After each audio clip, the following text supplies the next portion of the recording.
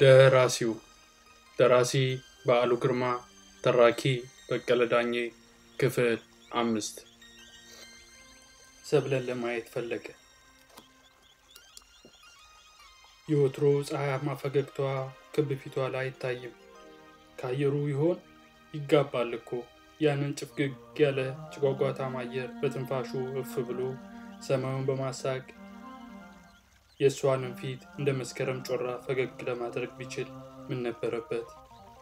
በይበልጥ የነካው የሳቂታ ፊቷ መጨለም ሳይሆን አይኑን ለመሸሽ የምታደርገው ጥረት ነበር።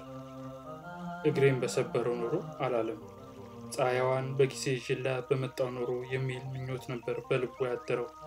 ከጠረጴዛው ላይ ፊት ለፊት ያስቀመጠችውን ያልፈነዳ ጽጌረዳ አበባ እምቡጥ ተመለከተ። ቀጠለና የከንፈሯን ቀለም አየ። ከከንፈሯ ወደ አበባው አይኑን መላልሶ ወረወረ። አይኑን ለመሸሽ አንገቷን ደፋ አደረገች። ጠጉሯ ወደ ፊቷ ወደ ኋላዋ ከንበል ስለሚል ከአናቷ መሃል ትንሽ ሳዱላ መስላ ከምትታየው ቦታ ላይ አይኑን ለአንድ አፍታ አጫወተ። ፈገግታሽ የጠፋ አላት። በዚህ ዓለም ፈገግ የሚያደርግ ምን አለ አለችው አይኑን እየሸሸች።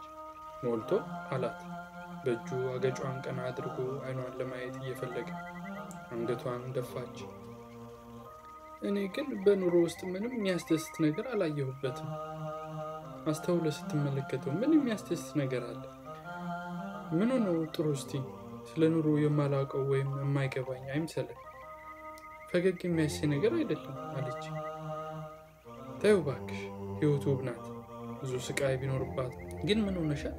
የማውቃት ሰብለ አይደለሽም አለ። አዝኛለሁ፣ በጣም አዝኛለሁ አለች።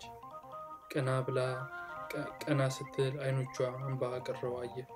ምን አገኘሽ አላት። ስለ መጽሐፍ ብላ ግንባሯን እጇ ላይ አስደግፋ ቀረቀረች። ምን ነው አልወደድሽው አላት የምትለውን ለመስማት እየጓጓ ዝም ብላ ስላቀረቀረች። ታዲያስ አላት እንደገና። አንብቤዋለሁ ግን ምን ብዬ እንደምነግርህ አላውቅም። በጣም ነው የማዝነው አለች ከጭንቀቷ ብዛት ድምጿ ስልቱን እየሳተ። ክብ ፊቷ ላይ የሚነበበውን ጭንቀት በመመልከት ግራ ገብቶት ምንድነው እሱ አላት። ሰብለ የወትሮ አይደለችም። እንዲህ ያደረጋት አየሩ እንዳልሆነ ገባው። እንዲህ አድርጎ ያሳዝናል ነገር ምን ጽፌ ይሆን በማለት ራሱን ሲያስጨንቅ መጽሐፍ ግን ማታ ባሌ ቀደደው ብጭቅጭቅ አድርጎ ነው የጣለው አለች በሚንቀጠቀጥ ድምፅ። እንባዋ መውረድ ጀመረ።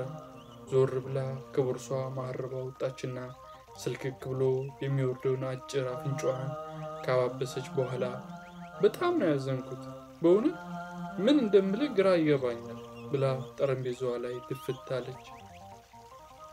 ሲራክ ድንግጥ አለ። ጆሮውን ለማመን አቃተው። ቀልድ መሰለው፣ ግን እንባዋ በቀልድ እንዳልወረደ ገባው። በግድ ፈገግ ለማለት ሞከረ። ሙከራው አልተሳካለትም። ቂል መስሎ ቁጭ ብሎ ቀረ። እየተነፋነፈች እንባዋ እያነቃት ሌላ ቅጅ የለህም አለችው። የመጨረሻው ተስፋዋ ነበር። አለኝ የሚል መልስ ለመስማት ክፉኛ ጓጉታ ነበር። የለኝም አላት በደረቀ ጉሮሮ። እኔ አላምንም አለች። ቆየችና ለምን ኮፒ የለህም አለች ማመን እያቃታት። በእጅ ስለሆነ የምጽፈው እንደገና መገልበጡ ያደክመኛል አላት የተሰማውን ሐዘን መደበቅ እያቃተው። በካርቦ የምታደርገው ኖሮ እኮ ጥሩ ነበር አለች። ሞክሬ ነበር፣ ደስ ስለማይለኝ ነው የተውኩት። ሀሳብ የሚመጣልኝ አንድ ወረቀት ላይ ነው አላት። እኔ አላምንም አለች እንደገና። ቆየችና ለመሆኑ ለመጨረስ ምን ያህል ነበር የቀረ አለችው። 10 ምዕራፎች ብቻ ነው የሰጠውሽ፣ ለመጨረስ ገና ብዙ ይቀረኛል። እሱም አልሄድ ብሎኝ አስቸግሮኝ ነበር አላት። ህሊናዋ በይበልጥ በመጨነቁ ስቅስቅ ብላ ማልቀስ ጀመረች። ሰብለ ስታለቅስ በማየቱ ከፋው። የፈለገው ፀሐያማ ፈገግቷ ማየት ነበር። የልቅሷ ምክንያት በመሆኑ የህሊና ቀውስ አደረበት። በእሱ መጽሐፍ የተነሳ ከባሏ ጋር በመጣላቷ ክፉኛ አዘነ። መዘዘኛ መጽሐፍ ከኔው ታልፎ ደግሞ የሷን እኔን ያንከራተተኝ መች አነሰው ሲል ቆየና በሀሳቡ አታልቅሺ፣ አንዴ ከተጻፈ ሁለተኛ ጊዜ ሊጻፍ ይችላል አላት። ከልቡ ተጨንቆ ሊያጽናናት እየሞከረ ትዝ አለውና ማስታወሻው የወሰድኩበት ወረቀት ሁሉ አለ፣ ችግር የለም አላት። ግን ልክ እንደ በፊቱ አይሆንማ ይሆናል አለችው እንባዋን እየጠረገች። ፈገግ ብሎ በእኔ ይሆንብሽ የተሻለ ይሆናል አላትና ድንገት ያላሰበው ደስታ ተሰማው። የመጽሐፉ መቀደድ ሳላስበው ከሰማይ የወረደልኝ መና ነው። ይግረምሽና ወደፊት አልሄድ ብሎኝ አስቸግሮኝ ነበር። ከዳር ልታደርሰኝ ከፈለግ ወደ ኋላ እንመለስ ሲል ኖሯል ለካ። እውነቴን ነው። ባይቀደድ ከስር ጀምሬ እንደገና ሳልጽፈው አልቀርብ ነበር። እንደገና ጽፈዋለሁ፣ ቃል እገባልሻለሁ። ምንም የህሊና ቀውስ ሊሰማሽ አይገባም እሺ ብሏት ከተቀመጠበት ተነስቶ በእጁ አገጯን ይዞ ፊቷ ላይ ጉንጯ ላይ ሳም አደረጋት። ግን የተጻፈውን በተሻለ ሁኔታ እንደገና ስለ መጽሐፉ እርግጠኛ አልነበረም። በልቡ ጥልቀት ውስጥ ከዚህ ቀደም የተጻፈውን በዚያ ሁኔታ፣ በዚያው ቀልብ፣ በዚያው ስሜት፣ በዚያው ራዕይ እንደገና የመጽሐፉ ነገር ከቶ እንደማይቻል ሳያውቁ ቀርቶ አይደለም። በዚያ ሴኮንድ አንድ ቃል ሲመርጥ ያደረበት ስሜት፣ ያቺ ቃል የሰጠችው ትርጉም፣ አረፍተ ነገሩን ሲያሳካ ነፍሱ የተሰማት እርካታ፣ የተሰማው ሙዚቃ፣ የታየው ምስል ዳግመኛ ሊከሰት እንደማይችል ያውቃል። ለዘላለሙ ጠፍተዋል። ይህንን ሁሉ ያውቃል። ግን አዝኖ ሊያሳዝናት አልፈለገም። አዎን፣ ግን ያንኑ ሀሳብ ይዤ ሌላ መጽሐፍ፣ ምናልባት የተሻለ መጽሐፍ ልጽፍ እችላለሁ በማለት ራሱን አጽናና። ለጊዜው የታየው የእሷ ደስታ ብቻ ነበር። እሺ አላት። እሺ ብላው ፈገግ አለች። ሳታስበው የሳማት ቦታ ነካች። ሰውነቷን አንድ ነገር ውርር ሲያደርጋት ተሰማት። እንዲያ ነው፣ አሁን ይሻላል የኔው አላት። ምን አልክ አለችው። የኔው ማንም እንዲህ ብሎኝ አያውቅም አለች በተምታታ ስሜት። ባልሽም? ባሌም ቢሆን እውር መሆን አለበት። ለሚስቶቻቸው ሲሆን ባሎች እውሮች ናቸው። በእጅ ያለ ወርቅ ከመዳብ እኩል ነው። እንደሱ ነው የትዳር ነገር ብላ አዘን አለች። እዝን ብላ ያደረችውና ያረፈደችው ነፍሷ ለመተንፈስ ስትራወጥ ተሰማት። የሚሰማትን የምታጫውተው ሰው ፈልጋ ነበር። የልቤን የምነግረው ሰው ይኸውና ብላ አሰበች። ለምን እንደሆነ ሳታውቅ በሲራክ ላይ እምነት አደረባት። የኔው ያላት ከጆሮዋ ውስጥ አልጠፋም። ለምን ቁጭ አትልም አለችውና የታችኛዋን ከንፈሯን ጣል አደረገች። ከከንፈሯ ወደ ጽጌረዳ አበባው፣ ከአበባው ወደ ከንፈሯ አይኑን እየወረወረ ስራ አስፈታሻለሁ ብዬ አላት። ሆኖም ለመሄድ አልፈለገም ነበር። እነዚያ ያረጁ አቧራ ፋይሎች እንደሚጠብቁት ትዝ አለው። የስቃይ ቀጠሮ መተው ያፈኑት ይመስል በኃይል ተነፈሰ። አጣዳፊ ስራ የለኝም አለችና በፀሐያማ ፈገግታዋ አጥለቀለቀችው። ሞቅ አለው። ወንበር እየሳበ አለቃሽ የለም እንዴ አላት። ስብሰባ ላይ ነው። የውሸት ወይስ የእውነት ስብሰባ? አሁን ሳስበው የሚገኝበትን አድራሻ ትቶልኝ አልሄድም አለችው። እንግዲያውስ የውሸት ስብሰባ ናት አለና ተመቻችቶ ተቀመጠ። ግን እኮ በጣም ቆንጆ ሚስት አለችው አለች ሳታስብ። በእጅ ያለ ወርቅ ከመዳብ እኩል ነው ብለሽ የለ? እውነት ነው አለችና ከንፈሯን መጠጠች። ለምን ይመስልሻል እንዲህ የሚሆነው አላት። አመል ሆነባችሁ ነዋ። ወንዶች ስትባሉ የህፃንነት ጠባይ ያጠቃቸዋል። ሳታድጉ ነው አርጅታችሁ የምትሞቱት አለች። በሴቶች አይብስም? ፍጹም፣ እዚህ ላይ በጣም ተሳስተሃል። እኛ ሴቶች አንዴ ከወደድን እንወዳለን። ሌላ ወንድ ያለ አይመስለንም። የምታራክሱንም ለዚሁ ነው አለችና እጇን አወናጨፈችበት። አይኑን ጨፍኖ ግንባሩን እያሸ ያለችውን ለጥቂት ሴኮንድ ሲያሰላስል ከቆየ በኋላ እውነተኛ ፍቅር ላይ የተመሰረተ ጋብቻ ከሆነ ፍቅር የጋራ ስሜትና መተሳሰብ ይሆናል።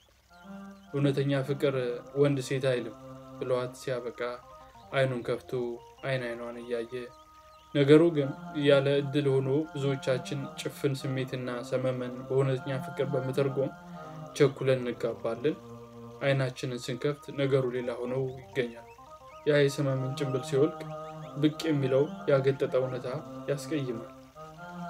ነገሩ ጅብ ከሄደ ውሻ ጮኸ ነውና ብዙዎቹ ካለው እውነታ ጋር እንደምንም ታርቀው እድሜያቸውን ከመግፋት ሌላ ምርጫ የላቸውም።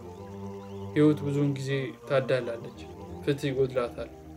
እድለኞችና ልበብርቶች ብቻ ናቸው በነቁ ጊዜ ሕይወታቸውን መንገድ በሌላ አቅጣጫ ሊቀይሱ የሚችሉት። ብዙዎቻችን ዝም ብለን ነው የምንኖረው። በሌላ አንጻር ደግሞ እንዴት ነው የሕይወት መንገድ የምንቀበለውስ? በሌላ አንጻር ደግሞ እንዴት ነው የሕይወትን መንገድ የምንቀለብሰው? አየሽ፣ ፍቅርና ኪነት አንድም ሁለትም ናቸው በእኔ ግምት። ማለቴ ፍጹም የሆነ ፍቅር ወይም ኪነት ላይ ለመድረስ ምን ስንማስን ብንውል፣ ምን ስንቧጥጥ ብንኖር ልንጨብጣቸው አንችልም። ተቃረብን ባል ቁጥር እንደ በረሃ ኩሬ የራቁን ይሄዳሉ። ለዚህ ነው ሕይወት ታዳላለች የምለው አላት፣ ልቡ እንደ ድንጋይ የከበደው። አሁን ገና ወዴ ገባ። ስለዚህ ጉዳይ ላነጋግር ፈልጌ ነው ቆይ ያልኩ። ባህላዊ መጽሐፍ ግን ለምን እንደቀደደው ሳትጠይቀኝ በመቅረት ገርሞኛል አለች፣ አይኖቿን እያርገበገበች። ልትነግሪኝ ትፈልጊያለሽ አላት። እሱ ራሱ ሊያቀርብላት የፈለገውን ጥያቄ ነበር፣ ግን ስሜቷን በማጤን በእንቅርት ላይ ጆሮ ደግፍ እንዲሉ ምናልባት ልትመልሰው የማትፈቅደውን ጥያቄ ሊያቀርብላት አልፈለገም። ሆኖም ምክንያቱን ሳይጠረጥር አልቀረም። የህሊና ቀውስ ያሳደረባት ይኸው ጥርጣሬ ነበር። ከአንተ ጋራ የተለየ ግንኙነት ያለ መስሎት ነው አለች። ይህን ያህልስ እኔም ጠርጥሬያለሁ ብሎ ሲያቅማማ ይቀናብሻል መሰለኝ ካላት በኋላ ለእሷ ያለውን አድናቆት እግረ መንገዱን ለመግለጽ ያህል ቢቀናብሽም አይፈረድም አላት። እንዴት አለች። ውብ ነሽ አላት። ባሌ ግን አስቀያሚ ደደብ ነው የሚያደርገኝ። ስድቡ ምሳና ራቴ ነው፣ ሞራሌን እየገደለ ነው። ይልቅስ እሱ ነው ያስቀናኝ የሚፈልገው አለች፣ በሐዘን ቅስሟ ሰበር እያለ። ልቡ አብሯት ስብር ሲል ተሰማ። ለምን ይመስልሻል አላት። ከንፈሯን ጣል አንገቷን እንክት አድርጋ እኔ እንጃ ውሃ ቀጠነ ብሎ የሚሰድበኝ እና ሆን ብሎ ደግሞ ሊያስቀናኝ ይሞክራል አለች። ቅናት የፍቅር ጥላ ነው። ከብት ያልዋለበት ኩበት አይለቀም ካላት በኋላ አሁንም እያቅማማ ምናልባት የማታፈቅረው እየመሰለው እንደሆነ አላት ዝግ ባለ ድምፅ። ልቤ ለፍቅር ቦታ የለውም አለች ቆጣ ብላ። ፍቅር የተባለው ቃል ቆንጠጥ ያደረጋት ይመስል። ሞልቶት አላት ደፍሮ። እንዴት ልቤ ለፍቅር ቦታ የለውም ትያለሽ? ለፍቅር ቦታ የሌለው ልብ የለም። የሚከፍተው ጥሩ ቁልፍ አጥቶ እንደሆነ ካላት በኋላ ይህንን ለማለት መብት የለኝም በሚል መንፈስ ምን ነው ባልተናገር ብሎ ተጸጸተ። እሷ ግን ቁልፍ የተባለው ቃል ስታንሰላስል ነበር የቆየችው። በሕይወቷ ውስጥ የደረሰባት ክፉ ሁኔታ ድንገት አስታወሳትና ልቤ ተቆልፎ ነው የሚኖረው አለች፣ የሐዘን ስሜት ፊቷ ላይ ያጠላ። ለምን አላት። ልቤ ተቆልፎ የቀረው ከሕፃንነቴ ጀምሮ ነው አለችና ትንሽ ካመነታች በኋላ ነገሩ እንዲህ ነው ብላ እናቴን በጣም አድርጌ ወዳት ነበር። ከእርሷ አልለይም ነበር። ቀሚሷን ጨምድጄ ይዤ በገባች በወጣች ክፍል እከተላት ነበር። ትዝ ይለኛል እንዲህ እስከ መጨረሻው ልንለያይ ወጥታ የምትመለስ አይመስለኝም ነበር። እሷም የኔ ነገር አይሆንላትም ነበር ብላ ዝም አለች። ሲራክስ ሊያቋርጣት አልፈለገም። ብዙ ሰው ብዙውን ጊዜ የልቡን እንደማይናገር ያውቃል። መናገር ሲጀምር ግን ዝም ብሎ ማዳመጥ ለደራሲ ጠቃሚ ዘዴ ነው ብሎ ያምናል። ስለዚህ ዝም ብሎ ጠበቃት። ለአባቴ ይህን ያህል ደንታ አልነበረኝም ብላ ታሪኳን ቀጠለች። ለእናቴ ያለኝ ፍቅር ብቻ ነበር የሚያንገበግበኝ። ቋንቋ ለቋንቋ ተግባብተን አልተነጋገርን። በአይን በስሜት ለእኔ የነበራት ልዩ ፍቅር ይገባኝ ነበር። መልኳ አይረሳኝም። ጠይም፣ አፍንጫዋ አጠር ያለ፣ አይኖቿ ከአፍንጫዋ ራቅ ብለው ከተሰሩት ጉድጓዶች ውስጥ የሚያምሩ ከዋክብት ይመስሉ ነበር። የጥርሷ ፍንጭት ትከሻዋ ላይ ወርዶ ከፀሐይ ጋር ልዩ ብርሃን ይፈነጥቅ የነበረው ሐር መሳይ ፀጉሯ፣ ድምጿ፣ ሳቋ፣ ደስታ የተሞላበት ሳቋ ትዝ ይለኛል። አንድ ቀን በድንገት በሞት ስትለየኝ ለዘላለም መሆኑ አልገባኝም መሰለኝ። አላለቀስኩም። የሞት የመለየት ትርጉም አልገባኝም። ተመልሳ የምትመጣ ይመስለኝ ነበር። ሰዎች ሲያለቅሱ ዘፈን መስሎኝ በአድናቆት ፈዝዤ መለከት ነበር። ቤት ሲያስገቡኝም አልተከራከርኩም። በየትኛው አፌ እሺ ብዬ ገብቼ ጫወት ጀመር። የቀብሩ ስነ ስርዓት አለፈ። 40 ሙት ዓመት 2 ዓመት 3 ዓመታት አለፉ። እናት ያላቸው ልጆች ሳይ የኔስ እናት የት ሄደች? እውን ሞተች? እስከ መጨረሻው ነው የተለየችኝ? በእኔ ጨክና እያልኩ ሁልጊዜ አለቅስ ነበር። ከጊዜ በኋላ የሞት ትርጉም ገባኝ። ከሚወዱት የመለየት ትርጉም ቁልጭ ብሎ ታየኝ። ከዚያ ወዲያ ያለው ታሪክ ማስታወስ ያስጠላኛል። ፍቅር የሌለበት ባዶ ህይወት ነበር። ልቤ ተቆለፈ። ካደግኩም በኋላ ያ ከሚወዱት ሰው የመለየት ፍርሃት አልተለየኝም። ፍቅሬን ሙሉ በሙሉ ለመስጠት የምፈራው ድንገት እንደ እናቴ የተለዩኝ እንደሆነ እያልኩ በመስጋት ይመስለኛል። መለየት ጠላው። ከምወደው ሰው ለመለየት ስለማልፈልግ ማንንም በሙሉ ልቤ መውደድ አልችልም። ልቤ ለፍቅር ቦታ የለውም ያልኩ ለዚህ ነው። ልቤ ተቆልፏል አለች የሚተናነቃትን እንባ ለመግታት እየታገለች። ሲራክ ጥልቅ የሆነ ሐዘን ተሰማው። ሐዘን ሰውነቱን እንደ ጉንዳን ወረረው። እንዲህ ያለች ውብ ልጅ ለፍቅር ብቸኛ ልብ፣ የሐዘን ሙዚቃ የሚዘፍን ብቸኛ ልብ፣ እውነትም ይህ ህይወት አድሏዊ ነው እያለ እዝን ብሎ ሲያስብ፣ በሌላ በኩል ደግሞ አንተ ደካማ ልቤ ጀመርክ እንግዲህ ልቅሶህን፣ በማያገባ ቦታ ገብታ መጨነቅህን፣ ለዓለም ችግር ሁሉ መፍትሄ ያለ ይመስል አብዛኛውን በዝምታ የሚያለቅስ ልቅሶ አይደል? ምን አዲስ ነገር ተናገረች? በዓለም ብቸኛ ልቦች ሞልተዋል በማለት ከራሱ ጋር ሲሟገት ሰብለ ከተቀመጠችበት ተነስታ በመስኮት ወደ ውጭ እየተመለከተች አየህ ሲራክ አለች። ባል፣ ጤናማ ልጆች፣ ቤት፣ መኪና፣ ጥሩ ደሞዝ አለኝ። በኑሮ የሚጎድለኝ ነገር የለም። ይህ ሁሉ አለኝ። ታዲያስ ሰው ይህ ሁሉ ከተሟላለት ሌላ የሚፈልገው ምን ነገር አለ? ምናልባት አላውቅም፣ እፈራለሁ። የምፈልገውን ልብ የሚፈልገውን ለማወቅ፣ ለማለት፣ ለማመን እፈራለሁ። ለምን አላውቅም። እስከ መቼ እንጃ። ማን ነው ታዲያ ከዚህ ፍርሃት እጄን ይዞኝ የሚያወጣ?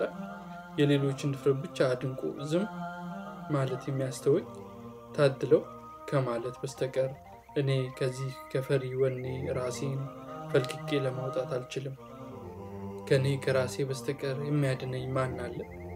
ይህንን እያወቅሁ ሁልጊዜ ከህሊናዬ ጋር ሙግት የህሊና ሙግት እንዲቀር መቼ ይሆን የሚታወጀው? ምንድን ነው? ከማንስ ጋር? ማንንስ ለመርታት ነው ሁልጊዜ የሚሟገተው? ተመልሶ እዚያው ህይወት ወደፊት ወደኋላ። አያሳዝንም የሰው ህይወት? አንተ እንዳልከው ህይወት ፍትህ ይጎላታል፣ አድሏዊ ናት። የሌሎችን ድፍረት ታድለው ምነው እንደነሱ ድፍረት በሰጠኝ እያልኩ ከማድነቅ ሌላ የራሴን ህይወት መኖር አልችልም። የራሴን ትቼ በሌሎች ህይወት ውስጥ ነው የምኖረው። ይግረምህና ለዚህ ነው ልብ ወለድ መጽሐፍ ማንበብ የምወደው አለችው። በመሀረቧ ፊቷን ጠረገች። ፊቷን ለማየት ባይችልም አሁንም እንባዋን እንደምታዘራ ታየው። አሳዘነችው፣ በጣም አሳዘነችው። ከፈሪ ወኔዋ ወጥመድ ፈልቅቆ ሊያወጣት ፈለገ። ግን በዚያ ፍላጎት ውስጥ የራሱ ፈሪ ወኔ ታየው እና ደካማ ልቡን ረገመ። ሰብለ ወደ መቀመጫዋ ተመልሳ አሰለቸው መሰለኝ አለች በደረቀው ጉሮሮዋ። ህይወት ከልብ ወለድ ታሪክ ይልቃል ብሎ ስሜቱን ለመቆጣጠር እየሞከረ፣ ልብ ወለድ ከህይወት ጋር ሲነጻጸር ባዶ ነው፣ በእውነት ባዶ ነው አላት።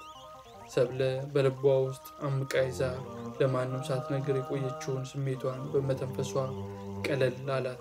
እንደ ድንጋይ ከብዷት የነበረው ልቧ ሸክሙን አራግፎ ሲፈነድቅ ተሰማት። በረጅም ወደ ውጭ ተነፈሰች። አይን ለአይን ተጋጩ። ከግጭቱ የወጣው ብልጭታ ያጥበረበረው ይመስል አይኑን ሰበር አደረገ። የራሴን ችግር ሳወራ ያንተ መጽሐፍ ረሳው ብላ ከንፈሯን ጣል። አንገቷን እንደ እስክስታ ወራጅ ጅንክት አይኗን ብልጭ ድርግም ያደረገችና በጣም ነው ያዘንኩት። በእርግጥ እንደገና ትጽፈዋለህ አለች። ቃል እገባልሻለሁ አላት።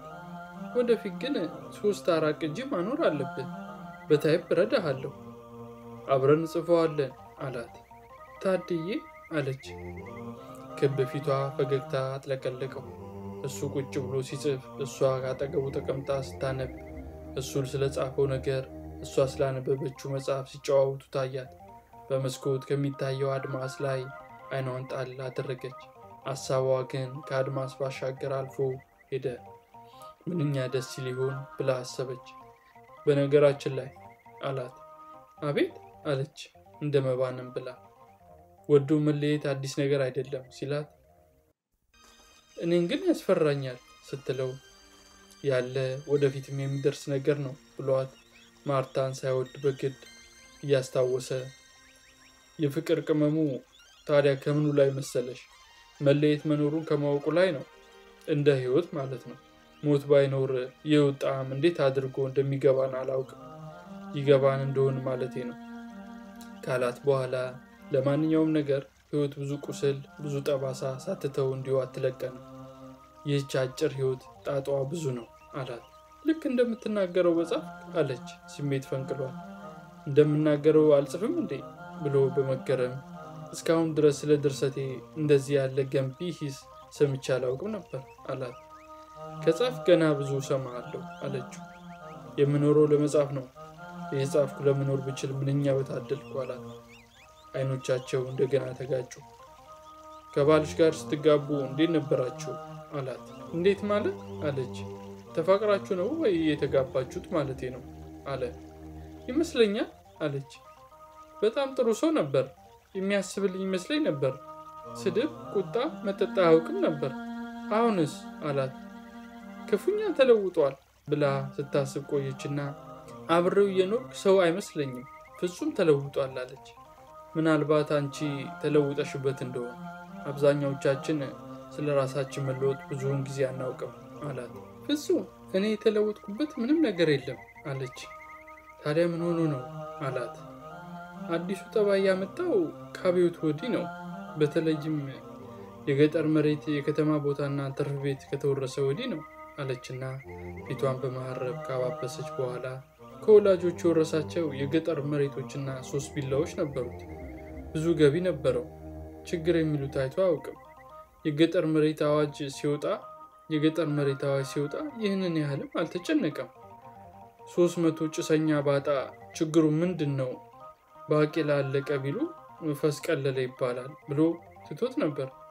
የከተማ ቦታ ትርፍ ቤት አዋጅ የወጣ ቀን ግን ያለ ልማዱ ጥንብዝ ብሎ እኩለ ሌሊት ላይ መጣ።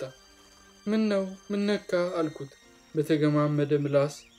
ምን ነካ ብሎ ነገር ከዚህ ወዲያ ምን ይምጣ? አባቴ አሞሌጨው ነግዶ ያፈራው ሀብት በሙሉ ሄደ። ምን ነካ ብሎ ነገር? አንቺ ምንም ደንታ የለሽም። ገንዘብ ኃይል ነው።